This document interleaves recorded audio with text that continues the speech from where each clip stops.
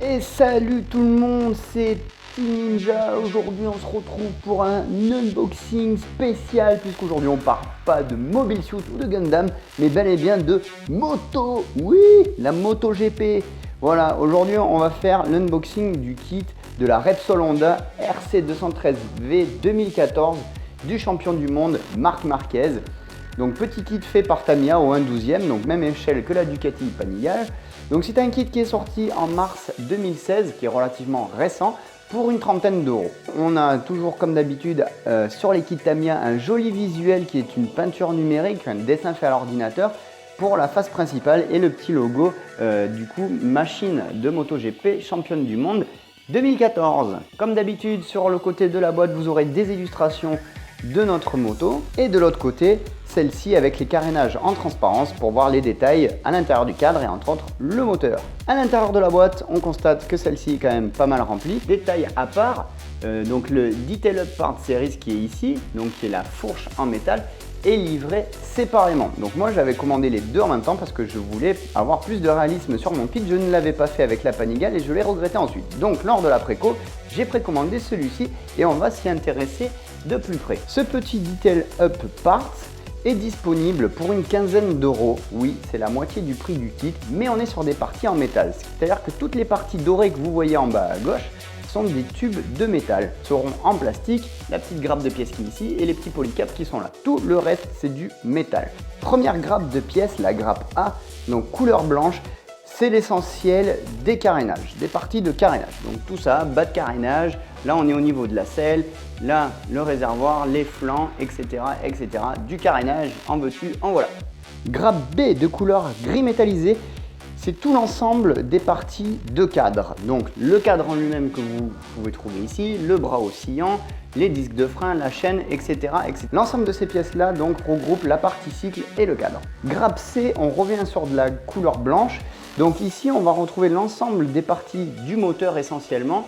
Voilà, vous avez le radiateur, de l'échappement ici, les jantes et les fameuses fourches, les tubes de fourche d'origine, vous voyez, qui sont tout blancs et du coup qui seront remplacés par le petit kit de détaillage que je vous ai présenté plus tôt dans la vidéo. La tête de fourche de la machine, quant à elle, est sur un bout de grappe, toute seule dans une poche à part. Et vous voyez que c'est une très belle pièce. La grappe E, pièce transparente, les petits trous que vous avez en bas, c'est pour la béquille d'atelier. Vous avez la bulle juste à côté de mes doigts. Et en face, les deux petites pièces en forme de triangle que vous avez avec des petits points dessus, ce sont tout simplement des autocollants en caoutchouc qui permettent d'avoir plus de grip au niveau des cuisses que l'on vient placer sur le réservoir de la machine. Donc là, ils ne sont pas en caoutchouc, ils sont en plastique rigide, mais c'était juste pour la petite explication. On a également deux vrais pneus, entre guillemets, en caoutchouc. Donc ce sont des pneus slick puisque nous sommes sur une machine de compétition pour la piste. De la gaine pour faire tout ce qui est câblage et durite. Une poche de vis, puisque les kits Tamiya en général ont des vis pour les fixations moteur et roues. Bien entendu, on a le petit tournevis cruciforme qui va avec et le petit ressort qui permet de faire l'amortisseur arrière qui sera remplacé donc par celui que j'ai dans mon kit de détaillage. Tamiya fournit également du masking tape prédécoupé. Voilà, vous voyez, ce sont des démasquages pour les carénages de la machine afin de faire la décoration Honda Repsol orange, blanche et rouge. On a une planche de décal à halo. J'ai eu un petit souci avec mes Repsol en haut à droite, comme vous voyez, ils sont un peu cassés, donc ça je le rattraperai lors de la pose de ceci. Vous voyez qu'il y a quand même pas mal de marquages. Une petite planche toujours de décal halo avec la marque Bridgestone pour les pneumatiques. Et enfin, dernière planche de décal toujours à halo, les marquages de la machine avec entre autres le gros numéro 93, celui de Marc Marquez. Alors ce que je trouve un peu dommage, et je le souligne pour ce kit là, c'est qu'on n'a que le numéro 93, donc à savoir Marc Marquez.